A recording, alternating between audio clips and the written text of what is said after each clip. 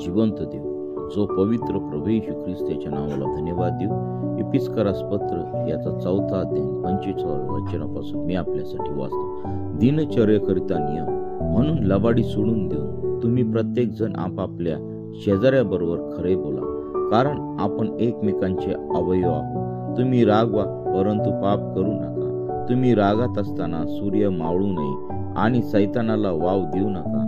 चोरी करणाऱ्याने पुन्हा चोरी करू नये, तर त्यापेक्षा गरजवंताला द्यावयाला आपल्याजवळ काही असावे।